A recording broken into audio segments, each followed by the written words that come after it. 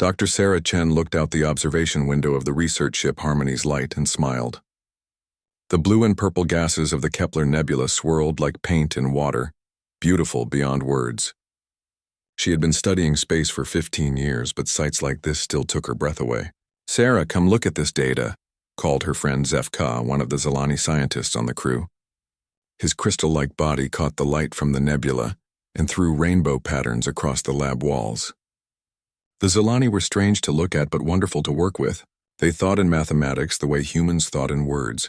Sarah walked over to where Zefka stood at his workstation. His three-fingered hands moved across controls that looked more like art than science equipment. The Zilani had shared their technology freely when humans first met them 5 years ago. They were peaceful people who cared more about learning than fighting. "What did you find?" Sarah asked, looking at the screen filled with numbers and symbols. "The nebula is much older than we thought," Zefka said, his voice making musical sounds that the translator turned into words. "Perhaps 3 million years old. And look here." He pointed to a section of data. "There are traces of artificial elements. Someone built something in here long ago." Sarah felt excited. Finding traces of ancient civilizations was rare and precious. She started to respond when the ship's alarm began to scream. Red lights flashed throughout the lab. The gentle hum of the ship's engines changed to a harsh grinding sound. Through the walls, Sarah could hear crew members running and shouting. "All hands to emergency stations," came the captain's voice over the speakers. "We have unknown ships approaching fast. This is not a drill." Sarah and Zefka looked at each other with fear. Harmony's Light was a science ship, not a warship. It had basic shields and almost no weapons. The crew was made up of researchers and explorers, not soldiers. They ran toward the command center, joining other crew members in the corridors. Sarah saw her other Zilani friends, Tamra, Kelzo, and old Yethma, who taught everyone about star formation. Their crystal bodies showed stress by changing color, and right now they were all showing deep red patterns of fear. The command center was chaos when they arrived. Captain Morrison, a calm man who rarely raised his voice, was shouting orders to his bridge crew. On the main screen, Sarah could see the approaching ships. They were black and angular, like pieces of broken metal shaped for war. 15 ships all armed," reported the tactical officer. "They're not responding to our communications." "Keep trying," Morrison ordered. "This is a peaceful research mission. We have citizens from Earth and Zealand Prime aboard. There's no reason to—" The ship shook violently as something hit it. Sparks flew from control panels and several crew members fell to the floor. Sarah grabbed onto a rail to keep her balance. "Direct hit to our engine section," the engineer called out. "We're losing power." "Return fire," Morrison ordered, but Sarah could hear the desperation in his voice. Their small defensive guns would do nothing against ships like these. The attackers' voices suddenly came through the communication system. The sounds were harsh and grating like metal scraping against stone. The translator struggled to make sense of the alien language. "Surrender your ship," the voice said. "We claim all Zilani aboard as property of the Korthak Dominion. Resist and die." Sarah felt her blood turn cold. She looked at her Zilani friends and saw terror in their crystalline features. The Korthak Dominion. She had heard rumors about them from other species. They were slavers and conquerors who took prisoners to work in their mines and factories. "Never," Captain Morrison said into the communicator. "These are free beings under the protection of Earth and Zealand Prime. We will not surrender them." The response was immediate. More weapons fire struck the ship, and this time the lights went out completely. Emergency power kicked in, bathing everything in red light. Sarah could smell smoke and burned electronics. "Hull breaches on decks 3 and 7, someone reported. "We're losing atmosphere." Through the chaos, Sarah heard a new sound, the distinctive whine of boarding ships attaching to their hull. The Korthak were coming aboard. Captain Morrison turned to Sarah and the other civilians. "Get to the escape pods now." But Sarah knew there was nowhere to run. The Korthak ship surrounded them, and escape pods would be easy targets. Instead, she had a different idea. "I'm going to the communications array," she told Morrison. "I can send a message to Earth." Morrison nodded grimly. "Do it. Tell them what happened here." Sarah ran through corridors filled with smoke and emergency lights. Behind her, she could hear the sound of laser cutters as the Korthak cut through the ship's hull. She reached the communication center just as the first invaders broke through into the ship. The Korthak were nightmare creatures, tall and covered in dark scales with too many arms and mouths full of sharp teeth. They carried weapons that looked like they were made for torture as much as killing. Sarah could hear screams from other parts of the ship as they began capturing the crew. With shaking hands, Sarah activated the long-range communicator. The equipment was damaged, sparking and smoking, but it still worked. She opened a channel to Earth on all frequencies and began to speak. "This is Dr. Sarah Chen aboard the research vessel Harmony's Light," she said, trying to keep her voice steady. "We are under attack by the Korthak Dominion in the Kepler sector. They're taking the Zolani crew members as slaves. Our engines are destroyed and they're boarding the ship now." She could hear heavy footsteps in the corridor outside. The Korthak were getting closer. "The Zolani are peaceful people," Sarah continued, tears running down her face. "They've done nothing to deserve this. They shared their knowledge with us. They're our friends. Please, if anyone receives this message, tell Earth what happened here. Tell them the Korthak took our friends." The door exploded inward, filling the room with smoke and debris. 3 Korthak soldiers stood in the doorway, their weapons pointed at her. She could see her reflection in their black eyes, small and human and helpless. "Please," Sarah whispered into the communicator. "Don't let them be forgotten. Don't let this be for nothing." The lead Korthak raised his weapon and Sarah closed her eyes. But instead of killing her, he stunned her with a low-power shot that made her muscles seize and her vision go black. As she fell to the floor unconscious, her message continued to transmit across space. Radio waves carrying her words spread out from the Kepler Nebula at the speed of light, racing toward Earth and human colonies throughout the galaxy. The message was simple, desperate, and human. It spoke of friendship and loyalty, of peaceful beings who had welcomed humanity into the stars, and of the monsters who would make them suffer. It was a call for help that would reach human ears in the coming hours and days. What the Korthak didn't understand was that humans remembered their friends. And when humans heard that someone had hurt their friends, they responded with a fury that could shake the stars themselves. The SOS had been sent. Soon humanity would answer. Admiral Marcus Rodriguez was drinking his morning coffee on Luna Station when Dr. Sarah Chen's message reached Earth. He had been looking forward to a quiet day, reviewing supply reports and personnel files. The Terran Defense Fleet hadn't seen real action in 3 years, and Rodriguez was honestly glad for the peace. That peace ended the moment Chen's voice came through the speakers in his office. Rodriguez set down his coffee cup with a trembling hand as he listened to the desperate transmission. The fear in the young scientist's voice was clear, but more than that, Rodriguez could hear the love and loyalty she felt for her alien crewmates.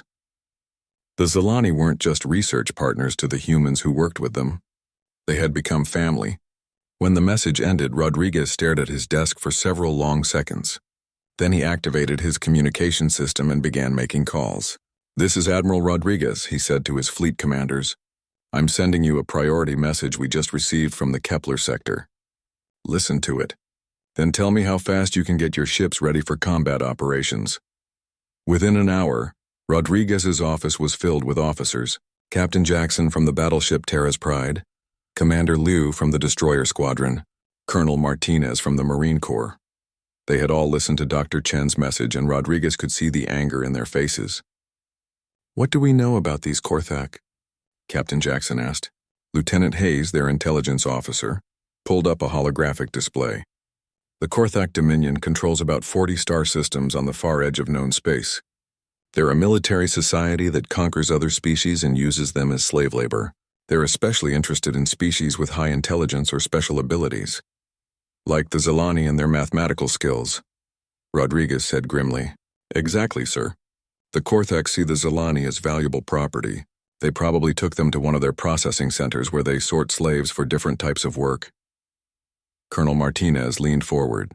"How many ships can they field?" "Intelligence estimates between 300 and 500 combat vessels," Hayes replied. "Most are older designs, but they're well armed and their crews are experienced." The room fell silent as everyone considered the numbers. The entire Terran Defense Fleet had only 200 ships, and many of those were scattered across human space on patrol duty.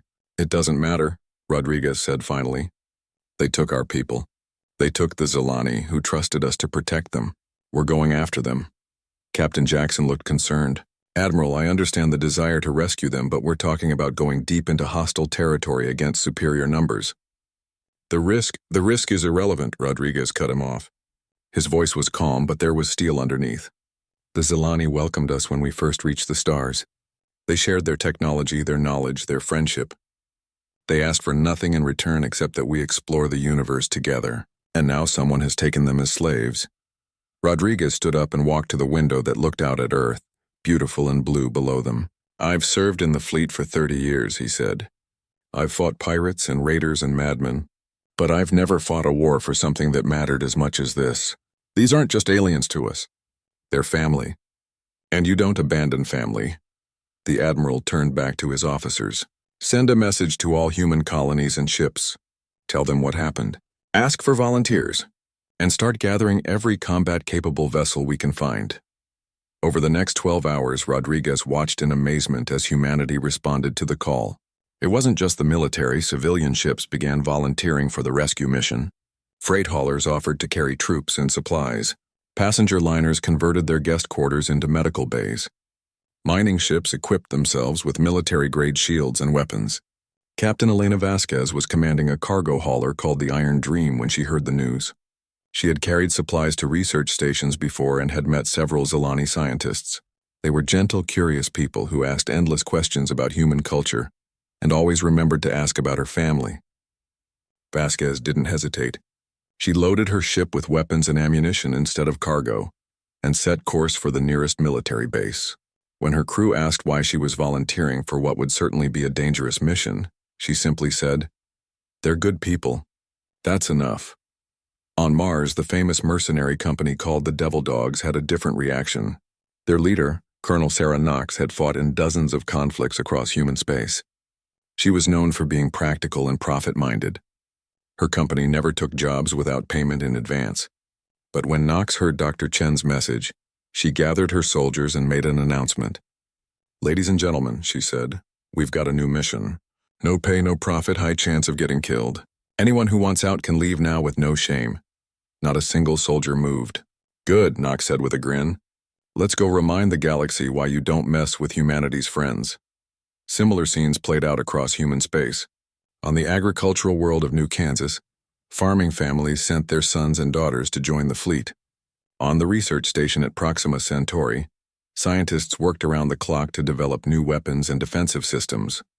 On the mining colonies of the asteroid belt, workers volunteered to retrofit civilian ships for combat. But it wasn't just humans who answered the call. Other alien species began offering help as well.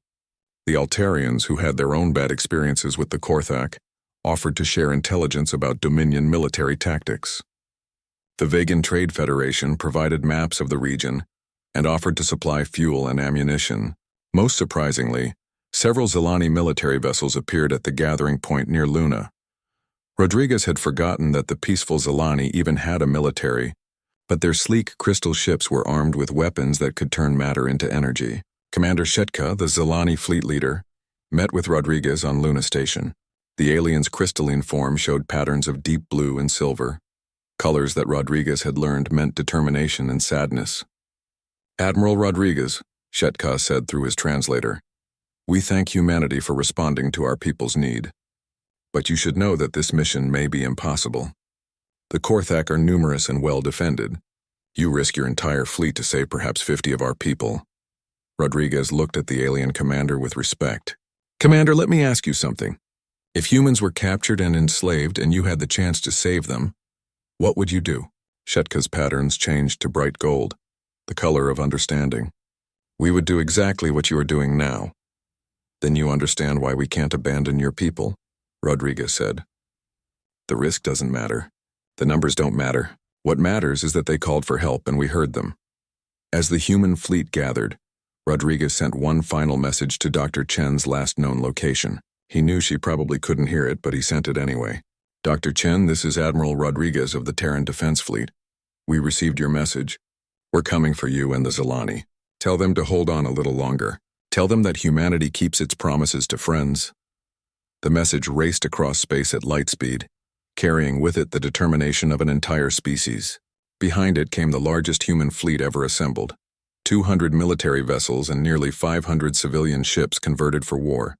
The galaxy was about to learn what happened when someone threatened humanity's chosen family.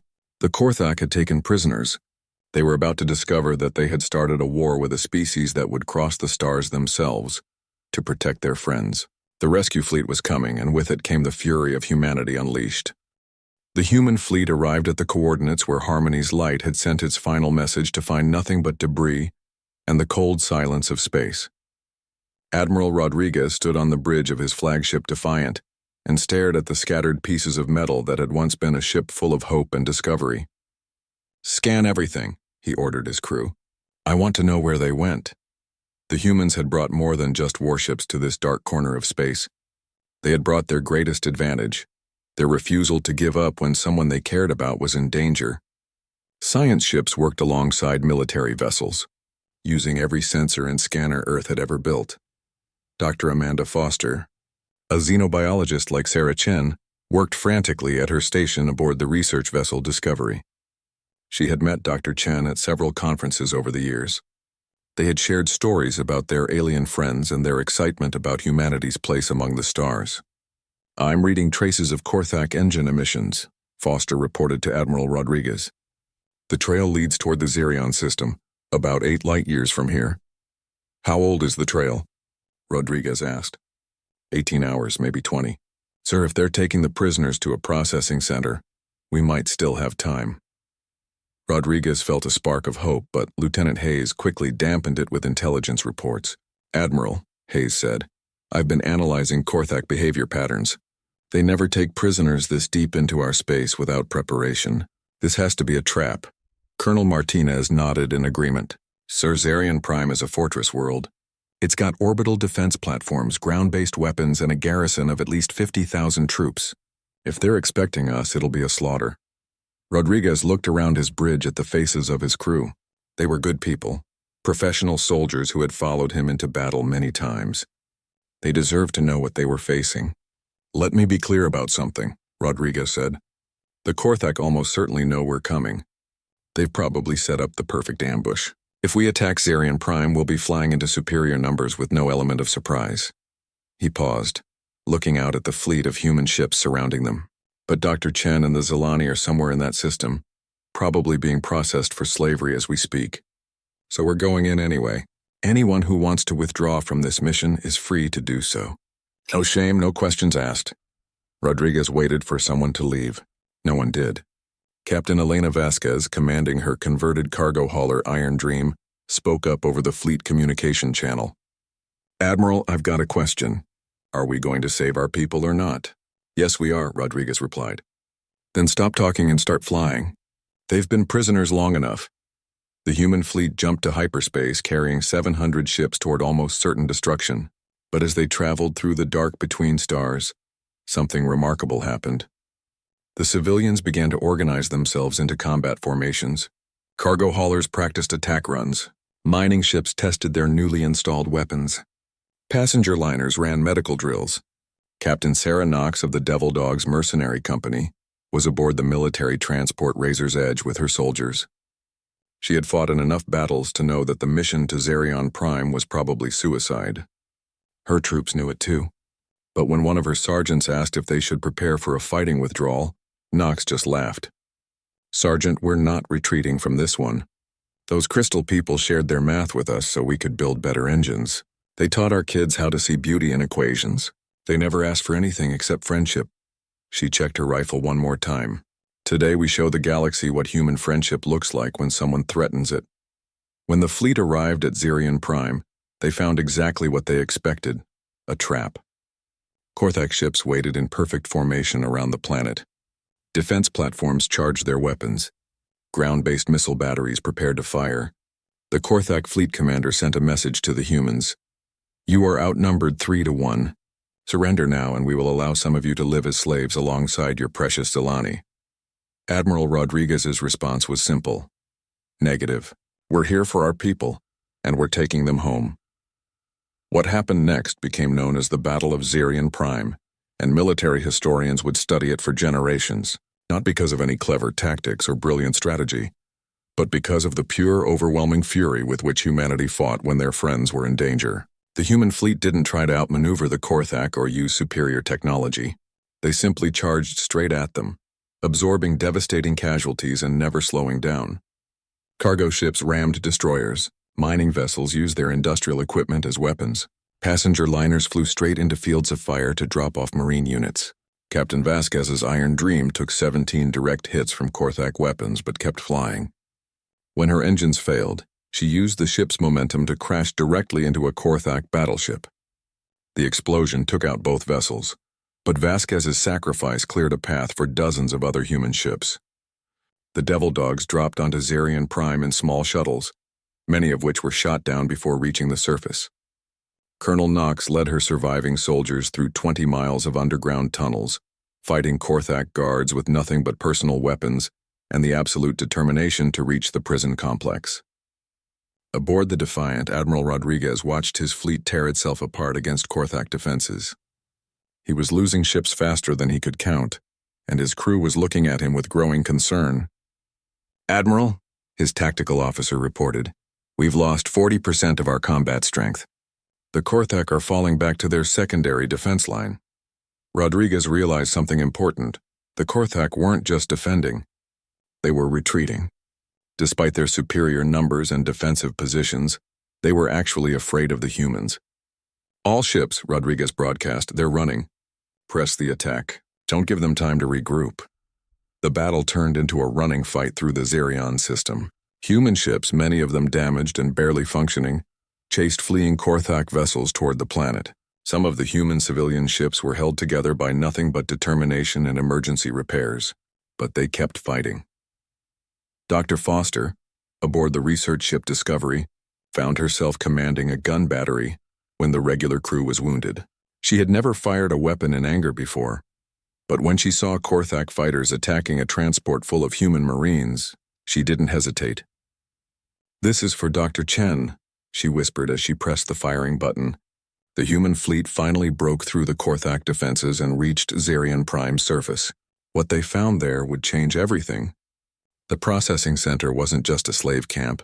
It was a factory for breaking the spirits of intelligent beings. The humans discovered evidence of torture, experimentation, and horrors that made even battle-hardened Marines sick to their stomachs. In the deepest levels of the complex, Colonel Knox and her soldiers found the prisoners. Dr. Sarah Chen was barely alive, her body showing signs of terrible abuse. Around her, the Zelani survivors huddled in crystalline forms gone dim with pain and despair. "Dr. Chen," Knox said softly, kneeling beside the injured scientist. "We're here. We came for you." Chen's eyes opened, focusing slowly on the Marine colonel's face. "You came," she whispered. "I knew you would. Humans always keep their promises to friends." But as Knox looked around at the few dozen survivors, she realized the horrible truth. Most of the prisoners were already dead. The Korthak had worked them to death or killed them when the human fleet arrived. Out of 200 beings captured from the research ship and other raids, only 37 remained alive. Knox felt something change inside her as she looked at what the Korthak had done to innocent people, whose only crime was being friends with humanity. The rage that filled her wasn't just anger. It was the cold, focused fury of a species that had just decided that the Korthak dominion could not be allowed to exist. The battle for Zarian Prime was over, but Colonel Knox knew that the real war was just beginning. The humans hadn't just come to rescue their friends. They had come to ensure that nothing like this could ever happen again. The galaxy was about to learn what happened when humanity truly went to war. Dr. Sarah Chen woke up in a medical bay aboard the human hospital ship Mercy. Her body ached from the injuries she had suffered in the Korthak prison, but for the first time in weeks, she felt safe. Gentle hands had cleaned her wounds and given her medicine for the pain. Human voices spoke softly around her, full of care and concern, but when she tried to sit up and look around, her heart broke all over again. In the beds near her were the surviving Zelani from the research ship. Their crystal bodies had lost their beautiful colors and showed deep cracks from torture and abuse. Many of her friends hadn't survived the rescue. Zefka, her research partner, lay in the bed next to hers. His once bright crystal form was now dull gray, and his musical voice was barely a whisper. "Sarah," he said when he saw her awake, "the humans came for us. They kept their promise." "How many?" Chen asked, afraid to hear the answer.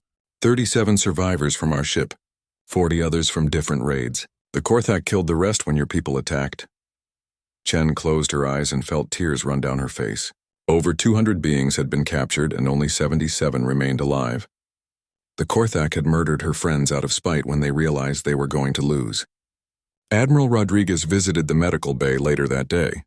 Chen had never met him before, but she could see the weight of command and the burden of loss in his eyes.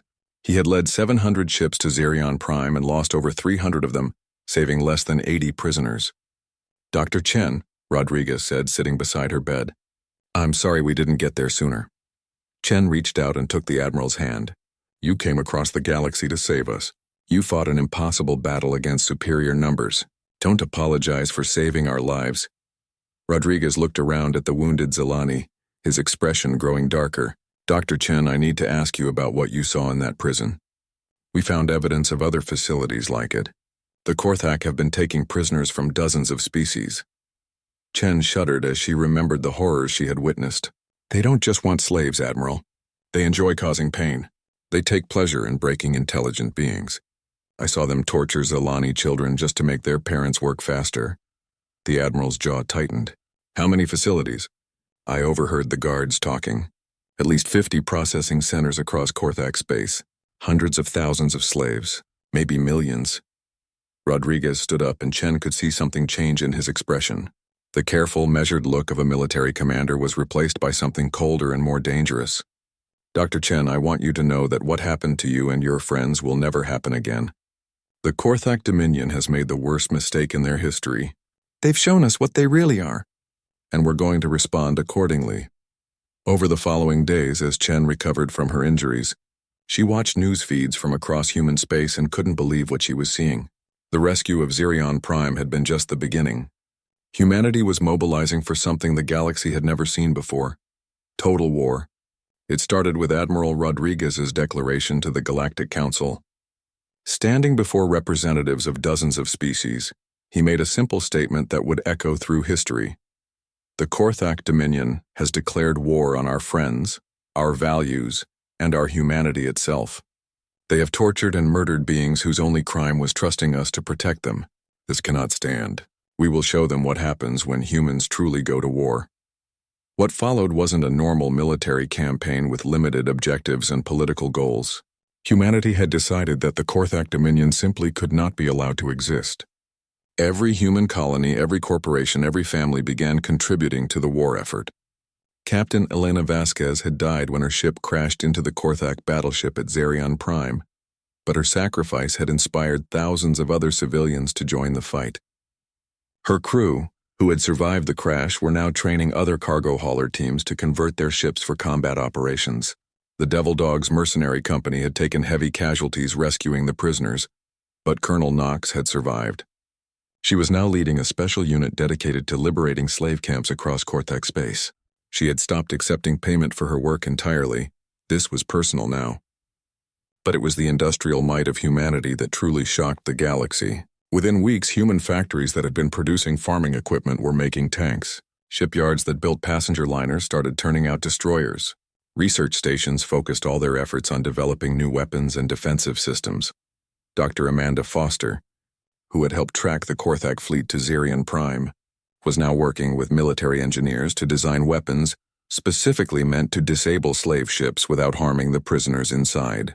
Her research team had become part of something called the Liberation Project, a massive effort to free every single slave in Korthak space. The Korthak tried to respond to the human war effort, but they quickly discovered that they had made a fundamental mistake. They had assumed that humans were just another species that could be intimidated by superior numbers and defensive positions. They didn't understand that humans formed emotional bonds not just with their own kind, but with anyone who showed them friendship and trust. The Zelani had welcomed humanity into the galactic community. They had shared their knowledge freely and asked for nothing in return except friendship. When the Korthak took them as slaves, they had attacked something that humans considered sacred: the bonds of chosen family. Admiral Rodriguez now commanded a fleet of over 2,000 ships. But unlike the desperate rescue mission to Xerion Prime, this was a carefully planned campaign of total destruction. Human fleets appeared simultaneously at dozens of Korthak worlds, not just attacking military targets but systematically destroying every piece of infrastructure that supported the Dominion's slave trade. The first target was the Korthak homeworld of Kortha Prime. The planet was defended by massive orbital platforms and a fleet of 500 warships. Under normal circumstances, attacking it would have been impossible for any single species. But humans don't fight normal wars when their friends are in danger. The attack on Kortha Prime began with something the galaxy had never seen: human merchant ships converted into missiles. Unmanned cargo haulers loaded with explosives and controlled by artificial intelligence crashed into orbital defense platforms at incredible speed. Each one took out defenses that would have required hours of bombardment to destroy. Then came the main fleet, supported by ships from dozens of human colonies. They didn't try to capture the planet or negotiate with its defenders. They simply destroyed everything that could support the Korthak war machine. But the real message came when human troops landed on the planet's surface. Instead of conquering the Korthak cities, they went straight to the slave camps. Every single prisoner was freed and given medical care. The Korthak guards and administrators were arrested and sent to stand trial for their crimes. The pattern repeated across Korthak space. Humans didn't want territory or resources. They wanted to free every slave and make sure that nothing like the processing centers could ever exist again. Dr. Chen, still recovering from her injuries, watched the news reports with mixed feelings. She was glad that other prisoners were being freed, but the scale of human rage frightened her. Entire Korthak fleets were being destroyed. Planets that had supported the slave trade were being stripped of their ability to wage war. "Are we becoming monsters to fight monsters?" she asked Zefka as they watched footage of another liberated slave camp. Her friend's crystal body showed patterns of deep thought, colors that shifted from blue to gold to silver as he considered the question. "No, Sarah," he said finally. "Monsters create suffering for pleasure. Your people create suffering to end suffering. The difference matters." Chen realized that Zefka was right. Humanity wasn't becoming cruel. They were becoming absolutely determined to protect the innocent. The fury that drove them wasn't hatred, but love expressed through violence against those who would harm their friends. The galaxy was learning that humans didn't just make friends, they kept them, no matter the cost. And anyone who threatened those friendships would face the consequences of awakening a species that considered loyalty more important than their own survival. The war against the Korthak Dominion was far from over, but Chen knew how it would end. Humanity had made a promise to protect their friends, and they would keep that promise even if it meant fighting until the stars themselves grew cold. 6 months after Dr. Sarah Chen sent her desperate message from the research ship Harmony's Light, she stood on the observation deck of the human medical station New Hope and watched something that would have been impossible to imagine: the complete surrender of the Korthak Dominion. The war had ended not with a great final battle, but with the simple reality that the Dominion no longer existed as a functioning government. Humanity had systematically destroyed every slave camp, every processing center, and every piece of infrastructure that supported the Korthak war machine. They hadn't tried to conquer Korthak worlds. They had simply made it impossible for the Dominion to continue enslaving other species. Chen's body had healed from her injuries, though she still had scars from her time in the Korthak prison. More importantly, her faith in her own species had been restored. She had seen the worst that intelligent beings could do to each other, but she had also seen the best. Humans had crossed the galaxy and risked everything to save their friends. Beside her stood Zefka, her research partner from the original mission. His crystal body had regained much of its color, showing the beautiful blue and gold patterns that indicated contentment and hope. Many of his fellow Zalani hadn't survived the prison camps, but those who had been rescued were slowly healing with human help. "The casualty reports came in this morning," Chen told him. "The humans lost 800 ships and over 200,000 people in the war, all to save less than 5 million slaves from dozens of species." Zefka's patterns shifted to deep silver, the color of profound respect. "Your people traded their lives at a rate of 25 to 1 to free beings they had never met. Most species would consider that a terrible loss. But not humans," Chen said with a small smile. "We consider it the price of doing what's right." The final battle of the war had taken place at the Korthak fortress world of Drakmor, where the last major slave processing center operated. Admiral Rodriguez had led a fleet of 3,000 human ships against the planet's defenses. The battle lasted only 6 hours, but it ended 200 years of Korthak expansion and cruelty. Colonel Sarah Knox, commander of the Devil Dogs Mercenary Company, had led the ground assault on Drakmor personally. When reporters asked her why she continued fighting without payment, risking her life for strangers, her answer had become famous across the galaxy. Someone hurt our friends. That's all the reason we need. Nox's soldiers had liberated over 1 million slaves from Drakmor's processing centers. Many of them were species that humans had never encountered before, beings from distant parts of the galaxy who had been captured by Korthak raids. But humanity had cared for all of them equally, providing medical treatment, food, and passage back to their homeworlds. Dr. Amanda Foster, who had helped track the original Korthak fleet, was now leading the Galactic Liberation Project, a permanent human organization dedicated to finding and freeing any remaining slaves in the galaxy. The project operated over 500 ships and employed thousands of people from dozens of species. It was funded entirely by human donations and volunteers. We learned something important during the war, Foster had told the Galactic Council in her latest report. Slavery exists because good people choose to ignore it. We've decided that humanity will never ignore it again. But perhaps the most remarkable thing about the end of the war was how quickly humans returned to their normal lives. The massive war machine that had destroyed the Korthak Dominion simply dissolved as its components went back to their original purposes. Warships became cargo haulers again. Weapon factories returned to producing farming equipment. Soldiers went home to their families and jobs. Chen had watched this transformation with amazement. Humans could become the most terrifying military force in the galaxy when their friends were threatened. But the moment the threat was gone, they went back to being peaceful explorers and traders. It was as if they had a switch that could instantly transform them from gardeners into warriors and back again. The galaxy was still trying to understand what had happened. Some species had been frightened by the display of human military power. Others had been impressed by humanity's loyalty to their allies. But all of them had taken notice. Representatives from hundreds of worlds had sent messages to Earth, requesting formal alliances and friendship treaties. They had seen what happened to enemies of humanity's friends, and they wanted to be on the right side of that relationship. The Galactic Council had offered humanity a permanent seat as a security member, with the authority to investigate reports of slavery and other crimes against sentient beings.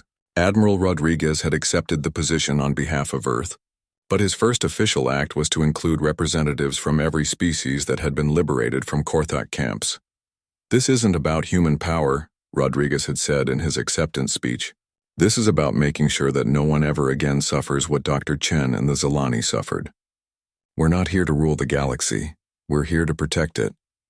Chen had watched the ceremony from her hospital bed and felt proud of her species. They had responded to her desperate call for help with a fury that shook the stars. But now that the fighting was over, they were using their strength to protect others. A few weeks later, Chen received an unexpected visitor. Captain Elena Vasquez's daughter Maria came to see her at the medical station. Elena had died when she crashed her cargo ship into a Korthak battleship during the Battle of Zerion Prime, but her sacrifice had saved hundreds of human lives. Dr. Chen, Maria said, I wanted to meet you. My mother died trying to rescue you and the Zilani. I needed to know if it was worth it. Chen looked at the young woman. She couldn't have been more than 20 years old and felt the weight of all the lives that had been lost to save her and the other prisoners. Maria, I can't tell you whether your mother's sacrifice was worth it. That's something only you can decide. But I can tell you what it meant to us. When we were in those prison camps, when we thought no one cared whether we lived or died, we heard that humans were coming for us. Your mother and thousands of others risked everything because we were their friends. That gave us hope when we had nothing else. Maria nodded slowly. Mom always said that friendship was the most important thing in life. More important than money. More important than safety, sometimes even more important than life itself. Your mother was right, Chen said. And because of people like her, the galaxy is a better place now. Every species knows that if they're in trouble, if they're being hurt by someone stronger than them, they can call for help and humanity will answer. As Maria left, Chen reflected on how much had changed since that terrible day when the Korthak attacked her research ship. The immediate crisis was over, but the larger meaning of what had happened was still spreading through the galaxy. Other species were beginning to understand that humans formed bonds differently than most intelligent beings. Humans didn't just make alliances for political or economic reasons, they made friends. And once someone was considered a friend by humanity, they were protected by the full power of human civilization.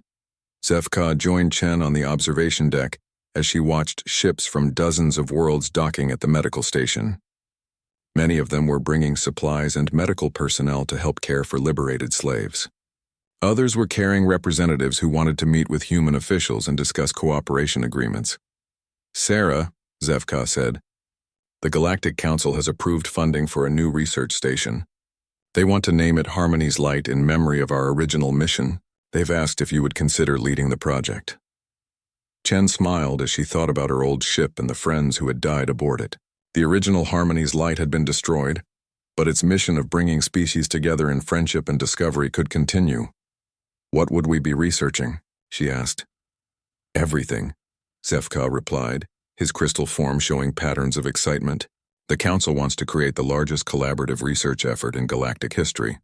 Scientists from every species working together to expand knowledge and understanding. Chen realized that this was how the galaxy would remember the war against the Korthak Dominion, not as a time of violence and death, but as the moment when humanity showed everyone what true friendship looked like. It was the moment when the stars themselves learned that some bonds were stronger than fear, stronger than distance, and stronger than any force that tried to break them. Tell them yes, Chen said. Tell them that humanity accepts the mission. As she spoke, another message was being broadcast across human space. It was simple, direct, and would become the unofficial motto of human foreign policy for generations to come. This is Earth calling all ships, all stations, all worlds. If you're in trouble, if someone is hurting you, if you need help, call us. We'll answer. We'll come for you, because in this big dark galaxy, no one should face their problems alone. This is humanity's promise to the stars. We keep our friends, no matter what. The message raced outward at the speed of light, carrying with it the guarantee that somewhere in the galaxy, there was a species that would cross any distance and face any danger to help those who called for aid. Dr. Sarah, Chen's desperate SOS had echoed across the stars and brought humanity's fury down on those who threatened the innocent. Now humanity's promise echoed back, carrying hope to anyone who might need it. The galaxy had learned that humans didn't just make friends, they kept them, no matter the cost. And that lesson would be remembered as long as the stars themselves burned in the darkness of space.